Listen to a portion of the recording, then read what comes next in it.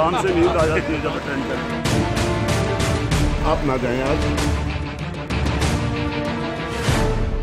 वजीर आजम के वकील मखदूम अली खान ने 5 रुकनी लार्जर बेंच के सामने दलाइल जारी रखते हुए आइन के आर्टिकल 19 का हवाला दिया। कहा कि हर शख्स को इजहार राय की आज़ादी हासिल है, जिस पर बेंच के सरबराह जस्टिस आसिफ सईद खोसा ने मखदूम अली खान से कहा कि आपका केस आर्टिकल 19 के जुमरे में नहीं आता।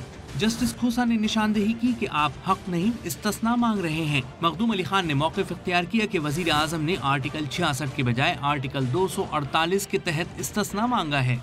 मखदूम अली खान ने कहा कि वजीर आजम को उमूर मुमलिकत चलाने पर इस्तिस्ना हासिल होता है। इस पर मखदूम अली खान ने चौधरी ज़हूर इलाही केस का हवाला दिया, जिससे जस्टिस आसिफ सईद खोसा ने इत्तेफाक नहीं किया और निशानदेही की कि ज़हूर इलाही केस की तकरीर वजीर आजम ने असेंबली में नहीं की थी। वजीर आजम की बेटी मरियम नवाज ने अदालत में ज़ेरे किफालत होने से मुताल्लिक जवाब और टैक्स गोशवारे जमा करा दिए।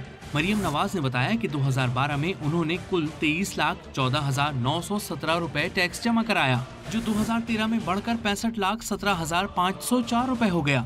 2014 में कुल 88,72,742 रुपए, 2015 में कुल 93,40,243 रुपए टैक्स जमा कराया, जो 2016 में बढ़कर 1,21,28,778 रुपए हो गया। मरियम नवाज ने मौक़िफ़ इख्तियार किया कि वो शादी के बाद वालिद के ज़ेरे किफ़ालत नहीं हैं। रायविंड स्टेट दादी के नाम है।